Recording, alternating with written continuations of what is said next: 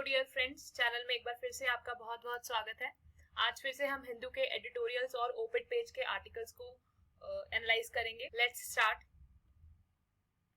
तो editorial page के ऊपर 3 मेन आर्टिकल्स थे जो कि रेलेवेंट हैं एग्जाम पर्सपेक्टिव से। Title of those is school ranks, connecting the dots to mitigate a third wave and fair wind. और ओपिट पेज पर जो लीड आर्टिकल था वो था towards a stronger mental health strategy. इसको आज हम स्टडी करेंगे।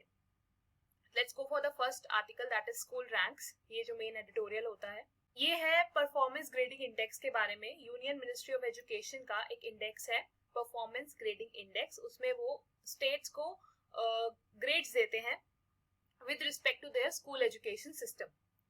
ये स्कीम नई नहीं है, 3 साल पुरानी स्कीम है। इसका पहला पीजीआई जो रिलीज हुआ था वो 2019 में रिलीज हुआ था 2017-18 रेफरेंस पीरियड के लिए, और अब जो आया है वो सेकंड पीजीआई रिलीज हुआ है, that is for the reference period of 2019-20। इसके अंदर 10 लेवल्स हैं जिसके अंदर स्टेट्स को डाला जाता है। लेवल 1 का मतलब है एक स्कोर बिटवीन 951 टू 1000। लेवल 2 जिसको ग्रेड 1++ भी कहते हैं, उसमें वो वाली स्टेट्स आती है जिनका स्कोर होता है 901 से 950 के बीच में, एंड सो ऑन। अभी जो लेटेस्ट स्कोर्स आए हैं उसके अकॉर्डिंग हमें पता चला है that Andaman and Nicobar islands, Chandigarh, Kerala, Punjab and Tamil Nadu, in states ने बेस्ट परफॉर्म किया है। दो ये भी लेवल 1 में नहीं आ पाए हैं। लेवल 1 में कोई भी स्टेट नहीं आ पाई है क्योंकि किसी भी स्टेट का स्कोर 951 से ऊपर गया ही नहीं। और अगर देखा जाए तो लोवेस्ट लेवल में दैट इज ग्रेड 7 में सिर्फ एक यूटी है, that is the UT of Ladakh. वो लोवेस्ट लेवल में आई है, और वो भी इसलिए क्योंकि अब की बार उसको पहली बार as a separate UT score किया गया था 2019 में जेएनके से अलग करने के बाद। उससे पहले वो जेएनके के साथ ही स्कोर होती। 2019 के जो पीजीआई स्कोर्स आए हैं उसके अकॉर्डिंग 33 स्टेट्स और यूटीज ने मिलकर अपना इंप्रूवमेंट दिखाया है। प्रीवियस ईयर से रिलेशन में अभी उनका इंप्रूवमेंट हुआ है, टोटल 33 स्टेट्स एंड यूटीज का। एंड ऐसे स्टेट्स जिनमें सबसे ज्यादा इंप्रूवमेंट हुआ है, दैट इज जिनके स्कोर्स 20% से भी ज्यादा इंक्रीज हुए हैं, वो है अंडमान निकोबार, पंजाब एंड अरुणाचल प्रदेश। दो हम ये भी कह सकते हैं कि कुछ इंप्रूवमेंट तो सिर्फ और सिर्फ डेटा रिपोर्टिंग मैकेनिज्म को थोड़ा सा चेंज करने से भी हो गए हैं, but overall there is a good improvement. Madhya Pradesh and Chhattisgarh ऐसी 2 स्टेट्स हैं जिनके स्कोर्स रिग्रेस हुए हैं, मतलब पिछले साल से कम हुए हैं। स्कोर्स कैलकुलेट कैसे होते हैं? The score is derived using databases on 70 parameters. कितने पैरामीटर्स हैं? 70 पैरामीटर्स हैं जिनको 5 कैटेगरीज में क्लासिफाई किया गया है। The first is access, the second is governance and management, the third is infrastructure, the fourth is equity and the fifth is learning outcomes. एम क्या है पीजीआई का? पीजीआई का एम है कि हम ट्रांसपेरेंट स्कोर्स और डेटा बताएं हर पैरामीटर को लेकर और उसको पब्लिक डोमेन में अवेलेबल कर दें। उससे क्या होगा, एक रिसोर्स शेयरिंग सिस्टम बन जाएगा स्टेट्स के बीच में, और जो लो परफॉर्मिंग स्टेट्स हैं वो कुछ लर्न कर पाएंगी from the better performing states. अगर इस बार के पीजीआई स्कोर्स को एनालाइज किया जाए तो ये देखा जा रहा है कि जो गवर्नेंस प्रोसेसेस है as a parameter, as a category of parameters, वो वीकेस्ट है सभी सम स्टेट्स में। इसका मतलब है कि जिन भी स्टेट्स के कम स्कोर्स हैं, मेनली वो गवर्नेंस प्रोसेसेस वीक होने की वजह से हैं। उसके बाद बारी आती है इक्विटी की, कि स्टेट्स के लो स्कोर्स के पीछे इक्विटी का भी बहुत बड़ा हाथ है। इक्विटेबल एक्सेस नहीं है स्कूल एजुकेशन का चिल्ड्रन को। तो गवर्नमेंट को क्या करना है? गवर्नमेंट को इसके लिए वर्क करना है कि जो गवर्नेंस प्रोसेसेस हैं और जो इक्विटी है उसको बेटर किया जाए। एक तो इंफ्रास्ट्रक्चर को जो एक्सेस है वो सबको मिलना चाहिए। इक्विटी इश्यूज की तरफ ध्यान देना है कि सभी स्टूडेंट्स को प्रॉपरली इक्विटेबली एजुकेशन फैसिलिटीज मिल सके, even more so during pandemic, क्योंकि पैंडेमिक में जैसे हमने देखा कि ऑनलाइन क्लासेस की वजह से बहुत सारे बच्चे ऐसे थे जिनको एजुकेशन मिली ही नहीं for more than an year, क्योंकि उनके पास इंफ्रास्ट्रक्चर अवेलेबल नहीं था, डिजिटल टूल्स अवेलेबल नहीं थे। तो ये एक तरह से डिजिटल गैप है जिसको गवर्नमेंट को अब फिल करना है। कैसे करेंगे? आगे की प्रोग्रेस करने के लिए गवर्नमेंट्स को ये गैप फिल करने हैं by providing those children with digital tools, infrastructure and subsidies for access. और ओवरऑल देखा जाए तो सदर्न और वेस्टर्न स्टेट्स हैं, उन्होंने काफी अच्छा परफॉर्म किया है और उनके पास रिसोर्सेज भी हैं और अच्छा परफॉर्म करने के लिए, अपने स्कोर्स को बेटर करने के लिए। लेकिन सेंट्रल और नॉर्थ ईस्टर्न स्टेट्स के पास रिसोर्सेज की कमी है। तो ये भी गवर्नमेंट को देखना होगा कि किस तरह से उनको रिसोर्सेज प्रोवाइड किया जाए या किस तरह से उनको ऐसी फैसिलिटीज दी जाए कि वो अपने अवेलेबल रिसोर्स को ऑप्टिमली यूज कर सके. Let's go to the next article, that is connecting the dots to mitigate a third wave. ये बहुत ही अच्छा आर्टिकल. जो ऑथर है उन्होंने इस आर्टिकल के अंदर सेकेंड वेव को एनालाइज किया है कि क्यों हमें सेकेंड वेव फेस करनी पड़ी, और फिर उन्होंने कुछ सॉल्यूशंस बताए हैं कि किस तरह से हम थर्ड वेव को प्रिवेंट कर सकते हैं. इसके अंदर इन्होंने एक कॉन्सेप्ट का यूज किया है, that is R, that is the reproduction number, जिसके बारे में हमने लास्ट ईयर भी बहुत सुना था. तो आर्टिकल क्या कहता है, ये कह रहे हैं दैट अभी हमें देखने में ये लग रहा है कि सेकेंड वेव जो है अब अबेट हो रही है, मतलब अब सेकेंड वेव कम होती जा रही है, विच मीन्स इसका कर्व ऑलमोस्ट फ्लैट हो चुका है और अब जो है केसेस धीरे धीरे कम हो रहे हैं, सेकेंड वेव खत्म होती जा रही है. तो इससे हमें क्या लर्निंग्स मिली है, that is what he has written in this article. R the reproduction number, ये एक ऐसा नंबर होता है, average number of new infections arising from one infected individual. R का मतलब होता है कि एक इंडिविजुअल कितने नए लोगों को इन्फेक्ट कर सकता है, that is what R is. और इससे हम ये समझ सकते हैं कि सेकेंड वेव क्यों आई और थर्ड वेव के लिए प्लान कर सकते हैं. आर की अगर बात की जाए तो आर ओवर टाइम फ्लक्चुएट करता है एक पैंडेमिक के दौरान, कभी ज्यादा हो जाता है कभी कम. तो इसलिए बहुत अच्छा इंडिकेटर तो ये नहीं है, but yes it is very useful. जब आर की वैल्यू 1 से ज्यादा होती है तो इसका मतलब है कि जो इन्फेक्टेड इंडिविजुअल है वो एक से ज्यादा पर्सन को इन्फेक्ट कर सकता है, और इससे क्या होता है कि एवरेज केसेस इंक्रीज होते जाते हैं. और जब आर की वैल्यू लेस देन 1 होती है तो इसका मतलब है केसेस डिक्लाइन होने लगते हैं, क्योंकि एक इन्फेक्टेड पर्सन एक पर्सन को इन्फेक्ट करने में भी सक्सेसफुल नहीं हो पा रहा है प्रॉपरली. आर 4 फैक्टर्स पे डिपेंड करता है, जिसके लिए इन्होंने एक एक्रोनिम बनाया, that is DOTS. DOTS stands for D for duration, a person is infectious, जितने टाइम के लिए एक पर्सन इन्फेक्शियस रहता है. O for opportunities, infected individuals have to spread infection, किसी इन्फेक्टेड इंडिविजुअल के पास कितनी अपॉर्चुनिटीज है इन्फेक्शन को स्प्रेड करने की, फैलाने की. तीसरा है transmission, that is probability of transmission occurring, कि अगर कोई इन्फेक्टेड इंडिविजुअल के कॉन्टैक्ट में आया भी है तो उसको वो डिसीज ट्रांसमिट हो जाएगी, उसकी क्या प्रोबेबिलिटी है. And the last one is susceptibility, जिसका मतलब है कि पॉपुलेशन कितनी ज्यादा वल्नरेबल है और ससेप्टेबल है किसी पर्टिकुलर इन्फेक्शन के लिए. हमें क्या करना है, अगर हमें आर की वैल्यू को कम करना है सो दैट हमारे जो केसेस है वो डिक्लाइन ही होते रहे, तो उसके लिए जरूरी है कि हम इन चारों फैक्टर्स को कम करें सो दैट अपने आप आर भी कम हो जाएगा. इसके लिए क्या करना है, तो सबसे पहले हम देखते हैं सेकेंड वेव के क्यों आई और कैसे आई और इसका एनालिसिस करते हैं. सबसे पहले अगर हम देखें ससेप्टेबिलिटी, तो जब इंडिविजुअल्स के अंदर इम्यूनिटी कम हो जाती है, immunity on the basis of prior infection, की अगर उनको पहले इन्फेक्शन हुआ है तो उनकी इम्यूनिटी बन जाती है उस पर्टिकुलर डिसीज को लेकर, और उनको दोबारा री इन्फेक्शन होने के चांसेस काफी कम हो जाते हैं. या फिर अगर उनको वैक्सीन दे दी जाए, मतलब उनकी इम्यूनाइजेशन कर दी जाए, तो भी उनकी ससेप्टेबिलिटी कम हो जाती है. अगर हम सीरो सर्वे की बात करें, जो ये देखते हैं कि इन्फेक्शन कितना प्रिवेलेंट था, तो दिसंबर 2020 के सीरो सर्वे के अकॉर्डिंग रफली 25% पीपल में एंटीबॉडीज थी. लेकिन उसके बाद हमारी जो इम्यूनाइजेशन की प्रोसेस है वो बहुत ही स्लो रही. इसी वजह से मार्च एंड तक आते आते बहुत ही कम लोग ऐसे थे जिनमें एक्चुअली ससेप्टेबिलिटी कम हुई हो. तो बहुत सारी मेजर चंक ऑफ पॉपुलेशन जो है ऑलरेडी ससेप्टेबल था. तो पहला रीजन तो ये है सेकेंड वेव के आने का. दूसरा, अगर हम देखें अपॉर्चुनिटीज फॉर ट्रांसमिशन, तो बहुत सारे लोग पिछले साल जो लॉकडाउन लगा था उसकी वजह से बहुत सारा उतावले थे बट वापस से अपनी नॉर्मल लाइफ में जाने के लिए, वापस से वर्क कंटिन्यू करने के लिए. तो क्या हुआ, जैसे ही लॉकडाउन पूरी तरह से खुला, मार्केट्स पूरी तरह से भर गए लोगों से, लोगों ने फिर से शॉपिंग करना स्टार्ट कर दिया और शादियां होने लगी, बहुत सारे सेलिब्रेशंस करने स्टार्ट कर दिए. उससे बहुत सारे सुपर स्प्रेडिंग इवेंट्स हुए एंड इससे क्या हुआ कि ट्रांसमिशन की अपॉर्चुनिटीज बढ़ गई. तीसरा है ट्रांसमिशन की प्रोबेबिलिटी कितनी है.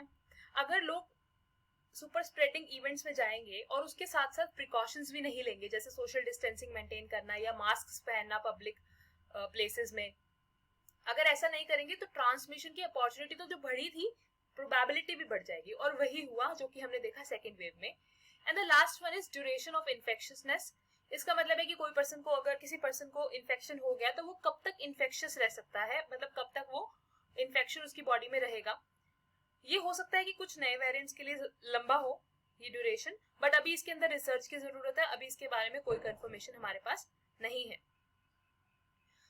तो ये चार चीजें हमने देखी जिनकी वजह से आर की वैल्यू बढ़ती है, और हमने देखा कि ऑलमोस्ट इन चारों वैल्यूज में ही फेल हुए और इस वजह से आर की वैल्यू बढ़ी और सेकेंड वेव आई। तो अब हम थर्ड वेव के लिए क्या करें, उसके लिए कुछ वे फॉरवर्ड जो है ऑथर सजेस्ट करते हैं। वे कहते हैं कि हमें वेल डिजाइन सीरो प्रिवेलेंस सर्वे की जरूरत है, जिससे हमें पता चल सके कि अभी हमारे पॉपुलेशन के ससेप्टेबिलिटी लेवल्स क्या हैं और कितने लोगों में एंटीबॉडीज अवेलेबल हैं।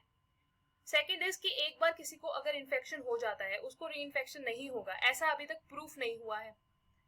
तो क्या है कि लोगों की इम्यूनिटी कम भी हो रही है, वो भी क्वेश्चंस हैं जिसको हमें प्रॉपर रिसर्च के साथ डील करना है।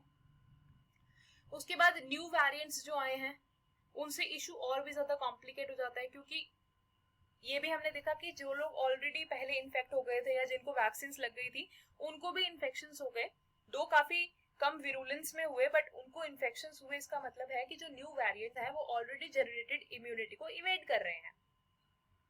नेक्स्ट वो लॉकडाउन की बात करते हैं ऑथर कहते हैं लॉकडाउन से अपॉर्चुनिटीज ऑफ ट्रांसमिशन कम होती है। ऑब्वियसली जब लोग सब अपने घरों में बंद होंगे और बाहर नहीं निकलेंगे, बाहर कोई सुपर स्प्रेडिंग इवेंट्स करने की उनको आजादी नहीं होगी, तो उससे अपॉर्चुनिटीज ऑफ ट्रांसमिशन कम होगी। बट ये सिर्फ टेम्पररी सोल्यूशन है, क्योंकि कब तक आप लॉकडाउन लगा के रखोगे। तो टेम्पररी सोल्यूशंस को अगर टेम्पररी की तरह ही किया जाए तो that is a good thing. And उसके बाद उन्होंने बोला कि जो ससेप्टेबल पॉपुलेशन है उसको कम करना जरूरी है। कैसे? बहुत जल्दी सबको वैक्सीन लगाओ ताकि सबके अंदर इम्यूनिटी डेवलप हो एंड हमारी ससेप्टेबल पॉपुलेशन कम हो जाए, मतलब पॉपुलेशन की जो ससेप्टेबिलिटी है वो कम हो जाए। एंड करेंटली अगर हम देखें तो सिर्फ 3% पॉपुलेशन है जिनको दोनों डोजेस वैक्सीन की मिल चुकी हैं। तो only 3% population is actually not very susceptible to the infection. Then we have transmission can be reduced through increased use of face masks and improved ventilation. Transmission से बचाओ, ट्रांसमिशन प्रोबेबिलिटी को कम करो, properly सारे protocols follow करवाओ सबको, सब लोग face mask का यूज करें, वेंटिलेशन इंप्रूव हो तो उससे भी ट्रांसमिशन की प्रोबेबिलिटी कम हो जाएगी और हम थर्ड वेव से बच जाएंगे। And then he is talking about the duration of infectiousness, जिसके बारे में हमने बात की थी कि उस पर अभी रिसर्च करनी जरूरी है। तो उस पर रिसर्च करो और पता करो। अगर पता ये चलता है कि इन्फेक्शियसनेस की जो ड्यूरेशन है वो सच में लंबी है because of the new variants, तो आइसोलेशन और क्वारंटाइनिंग डिटेल्स को भी हमें रिवाइज करना पड़ेगा और शायद उनको थोड़ा बढ़ाना भी पड़ जाए, उससे दूसरों को एक्सपोजर कम होगा डिसीज का। And that is how we will be able to be safe from third wave. The next article title is fair wind, जिसमें मॉनसून के बारे में बात की है। IMD ने रिसेंटली बताया कि इस साल भी जो मॉनसून की रेंज होगी वो 101% लेवल पे रहेंगी of the long period average of 88 centimetre. इसका मतलब है कि जो लॉन्ग पीरियड एवरेज है उसके अकॉर्डिंग हमारी कंट्री में 88 सेंटीमीटर की जो रेनफॉल है वो नॉर्मल रेनफॉल मानी जाती है। इससे जो भी ज्यादा रेनफॉल होगी वो अब नॉर्मल होगी। तो इस साल 101% है, दैट इज 88 सेंटीमीटर का 101%, विच इज अब नॉर्मल। और अगर हम पिछले सालों का डेटा भी देखें तो उसके अकॉर्डिंग 2020 में 109% रेनफॉल हुआ था एंड 2019 में 110% हुआ था, तब भी अब नॉर्मल थी। तो हम ये कह सकते हैं कि ये वाला साल थर्ड कंसेक्टिव साल है ऑफ सरप्लस रेनफॉल। इसका फायदा हमें उठाना चाहिए। This is what this article is saying. Current forecast के अकॉर्डिंग जो अबव नॉर्मल रेनफॉल है वो सारे कोर एग्रीकल्चरल जोन में होने वाली है, जैसे कि वो स्टेट्स जिनमें एग्रीकल्चर मेनली रेनफेड है, एग्रीकल्चर जहां पर मेनली बारिश पर डिपेंडेंट है, जैसे Madhya Pradesh, Bihar, Orissa, west Bengal etcetera. North east एक अकेला ऐसा हिस्सा होगा भारत का जहां पे बिलो नॉर्मल रेनफॉल होगी। अदरवाइज पूरे भारत में हमने ये देखा कि अबव नॉर्मल रेनफॉल होने वाली है, ऐसा IMD का कहना है। इसके पीछे रीजंस क्या है? IMD ने ये जो फोरकास्ट दिया है ये दिया है on the basis of Indian and global climate models, जिनमें ये बताया जा रहा है कि इक्वेटोरियल पैसिफिक कंडीशंस में कोई एक्सेस सी सरफेस टेम्परेचर्स देखने को नहीं मिल रहे हैं। दैट इज हमें ला नीना देखने को मिल रहा है इंस्टेड ऑफ एल नीनो। जब ला नीना होता है तो हमें पता ही है कि उस टाइम पे इंडिया का जो मॉनसून है वो रेन्स बेटर होती है। And the second thing is Indian ocean dipole भी नेगेटिव है, विच मीन्स वार्मर वाटर है और उसकी वजह से ईस्टर्न इंडियन ओशियन में ज्यादा प्रेसिपिटेशन होने वाली है। तो इन दोनों की वजह से और बाकी क्लाइमेट मॉडल्स को भी अगर स्टडी किया जाए तो उसके अकॉर्डिंग IMD ने हमें बताया कि इस साल इंडिया में अबव नॉर्मल मॉनसून रेन्स होंगी। तो इसका मतलब क्या है? इसका मतलब है कि 2 साल ऑलरेडी इतनी अच्छी बारिश होने की वजह से हमारे जो की वाटर रिजर्वॉयर्स हैं वो ऑलरेडी उनमें पानी बहुत अच्छे से स्टोर हो चुका है। और इस साल भी रेन होगी तो जो भी पानी अभी खत्म हुआ होगा वो फिर से स्टोर हो जाएगा। बट इसकी एक फ्लिप साइड भी है, और फ्लिप साइड ये है कि ज्यादा रेन्स की वजह से फ्लैश फ्लड्स आ सकती हैं। फ्लैश फ्लड्स की पॉसिबिलिटी इंक्रीज हो जाती है along with the possibilities of landslides and disease outbreaks जैसे कि डेंगू, चिकनगुनिया एटसेट्रा। अब इसमें वे फॉरवर्ड क्या सजेस्ट किया गया है, गवर्नमेंट को क्या करना चाहिए? गवर्नमेंट को अपने इंफ्रास्ट्रक्चर को बेटर प्रिपेयर करके रखना चाहिए ताकि जो अब नॉर्मल रेन की वजह से नुकसान हो सकते हैं वो नुकसान हमें ना हो और सिर्फ गेन्स हो, जो कि एग्रीकल्चर गेन्स हमें होने वाले हैं। उसके अलावा भी एग्रीकल्चर गेन्स का मतलब है कि प्रोडक्शन अच्छा होगा। प्रोडक्शन अच्छा हो रहा है तो उस प्रोडक्शन को किस तरह से मार्केट में एडजस्ट करना है ताकि एकदम से क्रॉप्स के प्राइसेस ना गिरे, उसके लिए भी गवर्नमेंट को इंफ्रास्ट्रक्चर मेंटेन करके रखना पड़ेगा। And the next thing is कि फार्मर्स को एनकरेज करना चाहिए गवर्नमेंट को कि वो हाई वैल्यू क्रॉप्स उगाएं या फिर ऐसी क्रॉप्स उगाएं जो हमें इंपोर्ट करनी पड़ रही है, like oil seeds. We already know कि एडिबल ऑयल्स के प्राइसेस बहुत ज्यादा बढ़ रहे हैं because of the lack of availability. तो इट इज इम्पोर्टेंट कि हम अपनी कंट्री में उनको ज्यादा उगाने लग जाए, हमें डोमेस्टिक अवेलेबिलिटी ज्यादा हो जाए तो हमें इंपोर्ट्स कम करने पड़ेंगे। तो गवर्नमेंट को क्या करना चाहिए, फार्मर्स को एनकरेज करना चाहिए कि वो हाई वैल्यू क्रॉप ज्यादा उगाएं और राइस पर जो उनकी डिपेंडेंस है वो काफी कम कर दें। और ये गवर्नमेंट कैसे करेगी, ये करेगी एमएसपी के द्वारा, कि राइस का जो एमएसपी है वो फ्रीज कर दें या कम कर दें, and oil seeds and other high value crops का एमएसपी थोड़ा सा इंक्रीज करके government can nudge farmers to grow other crops. Now the next article is from the op-ed page and the title of the article is towards a stronger mental health strategy। इसका मतलब क्या है कि हाँ, ये article mental health के ऊपर है कि मेंटल हेल्थ की क्या सिचुएशन है और किस तरह से हम उसको बेटर कर सकते हैं। WHO के अकॉर्डिंग अगर किसी पर्सन को सीवियर मेंटल डिसऑर्डर्स है, कोई पेशेंट है सीवियर मेंटल डिसऑर्डर्स का, तो उसकी लाइफ एक्सपेक्टेंसी 10 से 25 साल तक के लिए कम हो जाती है, and it is a very alarming situation. India की अगर बात करें तो इंडिया के अंदर हमने काफी सारे इनिशिएटिव्स लिए हैं मेंटल हेल्थ को एड्रेस करने के लिए, जैसे नेशनल मेंटल हेल्थ पॉलिसी हमने 2014 में लेकर आए थे। उसके अलावा मेंटल हेल्थ केयर एक्ट लाए थे 2017 में। इनके अलावा नेशनल एडोलेसेंट हेल्थ प्रोग्राम है, आयुष्मान भारत है। इन सभी पे नेसेसरी कंपोनेंट्स हैं जो मेंटल हेल्थ इश्यूज को एड्रेस करने के लिए होने चाहिए।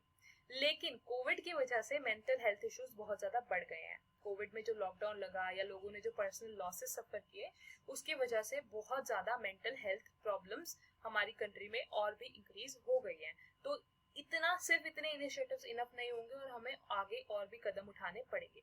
इस आर्टिकल में बहुत सारा डेटा है, जो डेटा मैंने इस समरी में इंक्लूड नहीं किया है क्योंकि वो एक्चुअली बहुत सारा है और काफी सारा ये कह सकते हैं कि इररेलेवेंट भी है। But if you want to see that data, you can read it from the newspaper alone. But overall ये data क्या कहता है? The article tells that the government expenditure on mental health as a part of their health expenditure has been correlated with the level of their development. इसका मतलब है कि कोई भी country कितना mental health पर खर्चा कर रही है, अपने पूरे health budget का कितना part वो mental health पर खर्चा कर रही है, वो correlated है country की level of development से। ठीक है, जैसे कि Lancet Public Health ने 2019 में हमें बताया कि मीडियन मेंटल हेल्थ स्पेंडिंग जो है अक्रॉस द वर्ल्ड एवरेज, अगर हम बात करें मीडियन एवरेज की, तो वो 2% है of the health budget. Health का जितना भी बजट है किसी भी पर्टिकुलर कंट्री में, उसका सिर्फ 2% है जो मीडियन लेवल पर कोई भी कंट्री खर्च करती है मेंटल हेल्थ के ऊपर। अगर लो इनकम कंट्रीज में देखा जाए तो ये 0.5% है, लोअर मिडिल इनकम कंट्रीज में देखा जाए 1.9%, then upper middle income countries में ये 2.4% है, और अगर हायर इनकम कंट्रीज में देखें तो ये 5.1% है।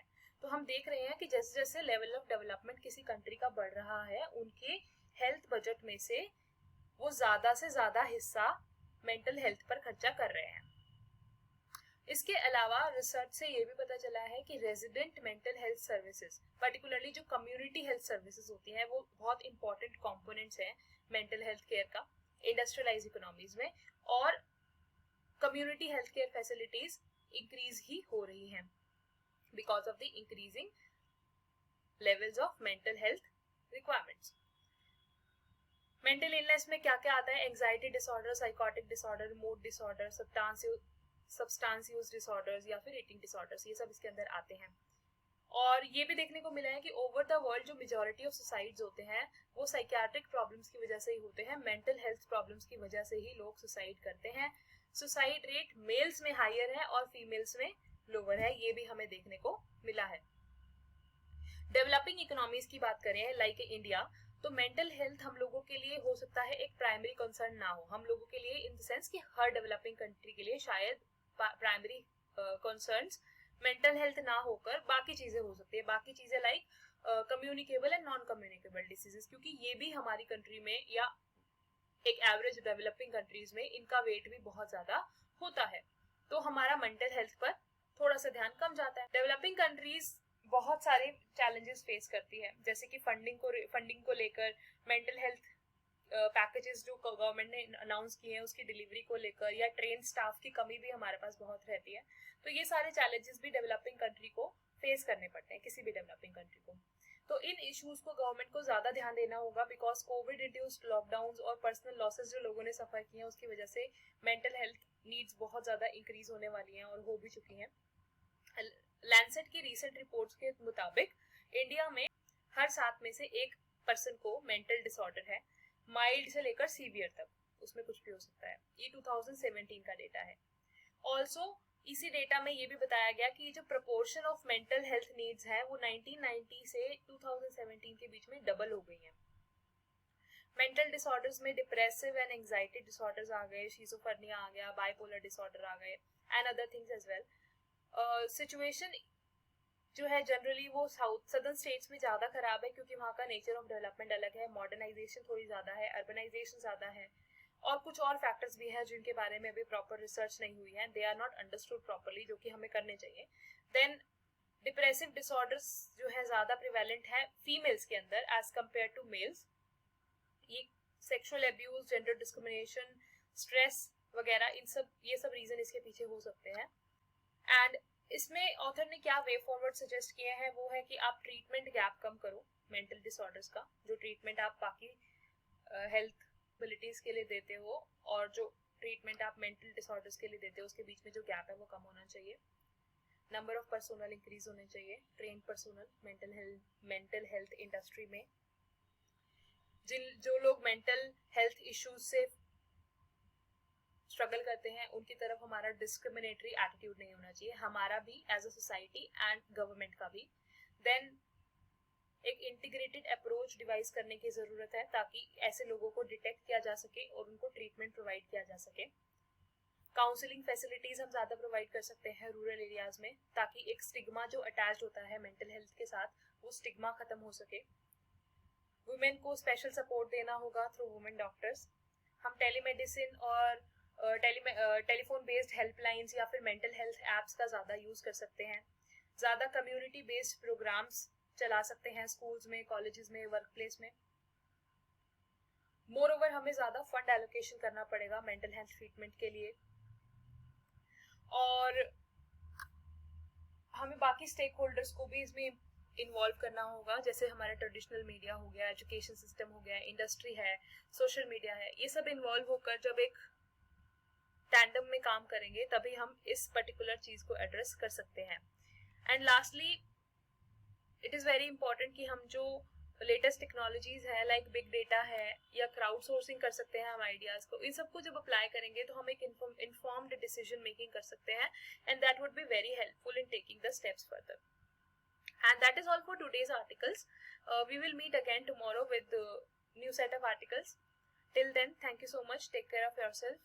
If you like the video, please hit the like button and do consider subscribing. Thank you.